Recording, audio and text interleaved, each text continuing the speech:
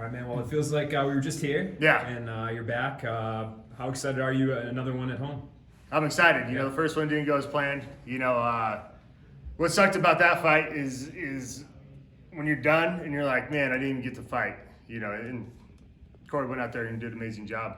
But it's like that feeling of I didn't get to prove myself. I didn't get anything in, you know. And so back at heavyweight, I've been wanting to fight at heavyweight for a while. You know, they just happen to keep pulling me down to light heavyweight. So I'm excited to be at my full potential and capacity, you know, feeling my body right throughout training camp, feeling good going into this fight. And here in Arizona, I get a little redemption. It's been a while since I fought at heavyweight. And so I'm looking forward to it. I'm having a great week so far.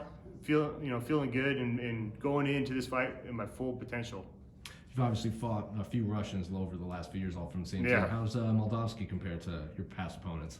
You know what? He's a little similar. I think he's a little, crossbreed between Fedor and Nemkov. You know, I think Nemkov definitely has a more active and dynamic striking, more kicks, all that kind of stuff. And Moldavsky, I see he's good at everything. I don't think he's great at one particular thing. Well, according to him, he's a little better striker than you, and he's been wrestling his whole life as well. Yeah, I mean, I've been wrestling high level, you know, and I feel like I'm faster than him. You know, he has good striking. You know, he's good at going straight forward, straight back. You know, so I want to mix it up. I want to see how he can fight, you know, one of these hybrid heavyweights like myself, going in there and mixing up the takedowns and the striking. Where a lot of these guys, you know, besides maybe Linton Vassell, haven't really challenged him like that. What do you make of Scott Coker saying that Fedor's already kind of eyeballing you as his last fight if you do beat Moldavsky on Saturday? I mean, I'm flattered the Russians like me or something. You know, they're after me.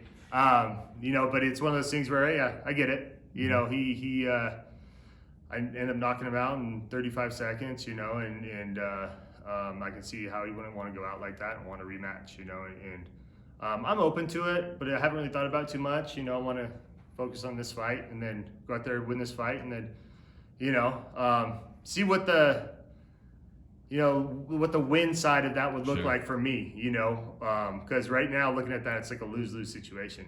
I can't beat him any better than I did. You know, it is a big fight. If any Fedor fight's a big fight, especially his, you know, last retirement fight. But we'll cross that bridge when it comes.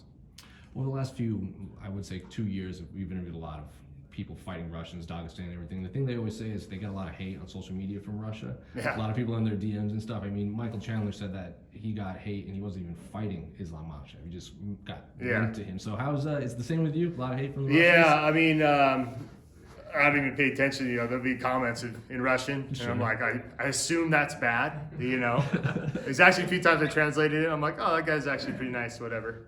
But after I beat Fedor, man, there was like DMs of like, not just like, hey, fuck you, suck. There's like, I'm gonna kill you and your family. I'm gonna find out where you live. Like 20, 30 of those messages, you know. But you know, it is what it is. You know, passionate fans, and you know, I talk shit back, just hoping that they actually don't know where I live. Sure. Yeah. And finally, what do you make of this whole situation with the UFC heavyweight champion? Francis kind of going to war with the UFC. We haven't really seen someone of his name push back like this. Yeah, I think, you know, for the fighters, I think it's good. You know, I always think it's good when a guy can stand up for himself and different fighters and pay and all that kind of stuff, you know, and you've kind of seen it a little bit. You've seen guys, you know, like us that have been like, all right, I'm going to fight my contract out and see what I can get elsewhere, you know, and he's kind of doing that same thing. And on top of that, he has, you know, one of the biggest names in boxing even calling him out, you know, and so I think that's the biggest thing for me is where, hey, I can go over here and make 4 times as much I'd ever make in my lifetime, you know, in the UFC or mixed martial arts in one fight. You know, why wouldn't I try to maximize that, you know, and you know, do whatever I can do to either get out of this contract or get paid what I feel like I could be getting paid over here. And that is a realistic situation for him. Are you going to the ASU dual meet on Sunday? No, I got a bunch of family and stuff in town here, so gonna hang out with them before they leave on Sunday. Yeah, I usually do try to make it, but you know, 2 p.m. the next day after. Yeah, exactly. Yeah. Just having all that family in town and your family coming to the fight, that doesn't make it more stressful just to get to fight night?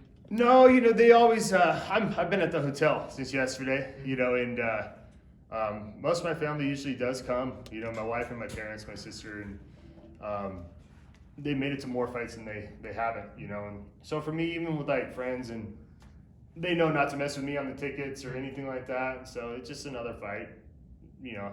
It's nice to be there and you know, win, you know, when you have a bunch of family and friends there, Right. you know. But it's pretty much the same. We spoke with Sullivan earlier, and he named you the best fighter out of ASU ever. So what do you make of that? I think he forgot about Kane in That's what there. he said. Yeah. He's like, Kane was pretty good, but Bader's He told me when he walked out, I'm like, you dumb son of a bitch. No, man, I feel like Kane is one of the, you know, healthy Kane is one of the best fighters ever to, you know, grace a cage at all, you know, or ever, you know, just kind of had it all. What do you make of Sullivan's fight, fighting Big Ben Parrish? You know, I didn't know who he was fighting for a while, and then you know, he's like, oh, they call him Big Tuna. I'm like, oh, fuck, you're fighting Big Tuna? You know, I just seen him on just social media and stuff, and, you know, obviously had a great fight last fight and all that. But, you know, I think it's good for Soldi because, you know, he has a pretty decent following, you know. I call him Big Tuna. I don't know his real name, but Ben Parrish, you know. And so it'll be a great win for Soldi. I mean, Soldi's tough, and I think he's going to do big things in this division, you know, and you know, he's light years ahead of where we were when we were his age, you know, just from the training and stuff like that. So big things from him. Appreciate you. Thanks, bro. Thanks, Ryan. Thank you. Good luck on Saturday.